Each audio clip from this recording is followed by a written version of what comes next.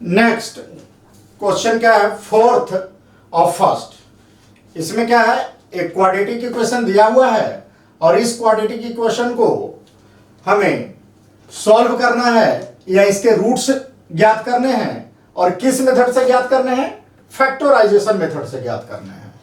तो आइए इसे हम सॉल्व करने की कोशिश करते हैं।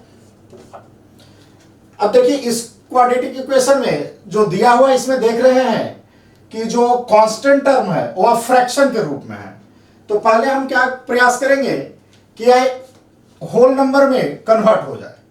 तो आइए देखिए इसे होल नंबर में कन्वर्ट करने के लिए हमें क्या करना होगा, इसको क्या करते हैं, सभी को क्या करते हैं एलसीएम, इसके नीचे हम मान सकते हैं कि एक छुपा हुआ है तो इसका हम एलसीएम ले सकते हैं 8।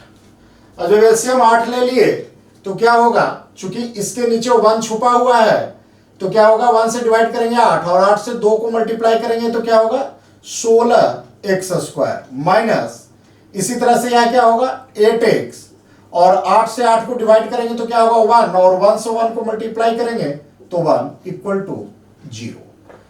अब ये क्या हो गया, इस 8 को जब इधर हम भेजेंगे क्रॉस मल्टीप्लाई करेंगे तो क्या बनेगा 16x² minus 8x plus 1 equal to 0, क्योंकि किसी नंबर को 0 से मल्टीप्लाई करेंगे तो क्या बनेगा 0।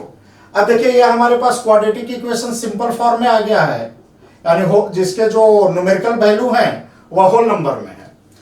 तो क्वाड्रेटिक इक्वेशन ब्रेक करने के लिए क्या है, हम कैसे ब्रेक करते हैं, इसको ब्रेक करने के लिए क्या करते हैं कि फर्स्ट टर्म और लास्ट टर्म को मल्टीप्लाई करते हैं। तो फर्स्ट टर्म और लास्ट टर्म को जब मल्टीप्लाई करेंगे तो हमें क्या मिलता है, फर्स्ट टर्म क्या है हमारा, फर्स्ट टर्म जो है हमारा क्या है 16x² और जो last term that is third term है वह 1 और यह दोनों को मल्टीप्लाई करेंगे तो क्या होगा 16x²।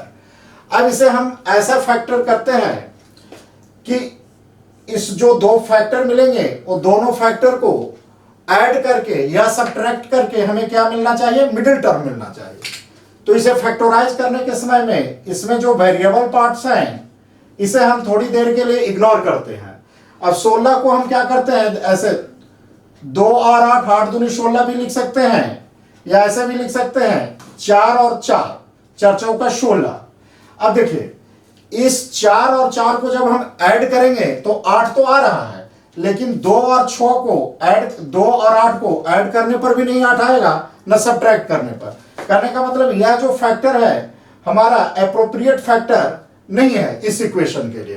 तो हमारा एप्रोप्रिएट फैक्टर क्या है 4 और 4। अब इस जब एप्रोप्रिएट फैक्टर मिल गया है तो इसके साथ आप सिंपली x रख दें और इसी दो फैक्टर लेके हम आगे चलते हैं।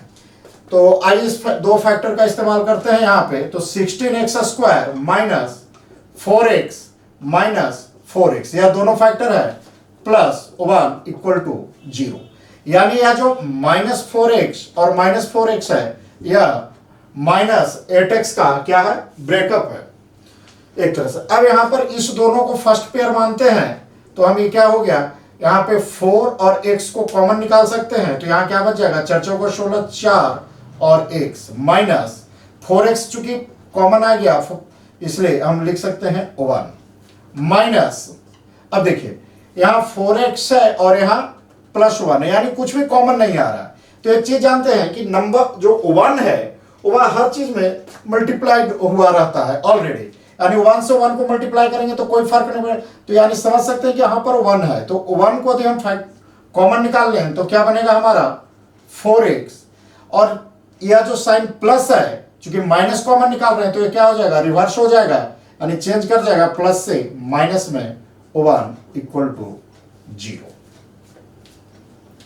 अब आइए यहां पर जो हमें दो टर्म बन गया तो यहां भी देख रहे हैं कि 4x - 1 है और यहां भी 4x - 1 है। तो इस 4x - 1 को हम कॉमन ले लेते हैं और इस फर्स्ट टर्म में हमारे पास क्या बच गया 4x और यहां क्या बच गया -1 इक्वल टू 0। अब आइए देखिए अब 4x - 1, अब इस टर्म को क्या करते हैं राइट साइड भेजते हैं तो क्या होगा 0 डिवाइडेड बाय 4x - 1। अब क्या बच गया हमारे पास 4x - 1 इक्वल टू 0, और क्या कर सकते हैं 4x इक्वल टू 1, इसलिए x इक्वल टू 1/4, क्या बन रहा है 1/4। अब देखिए दोनों पार्ट जो इसका है सेम है, 4x माइनस 1, 4x माइनस 1, यानी अगर हम सेकंड ऑप्शन के तरफ भी चलेंगे तो क्या मिलेगा हमारा, अब इसे रख लेंगे तो क्या होगा 4x minus 1 equal to 0 divided by 4x minus 1, same चीज आएगा 4x माइनस 1 इक्वल टू 0, क्योंकि 0 को डिवाइड कर रहे हैं, और क्या होगा 4x इक्वल टू 1, इसलिए x इक्वल टू 1/4, यानी कह सकते हैं हेंस जो रूट्स हैं हमारे रिक्वायर्ड रूट्स हैं वह क्या है 1/4 एंड 1/4, यानी दोनों रूट्स जो है क्या है इक्वल है, सेम है।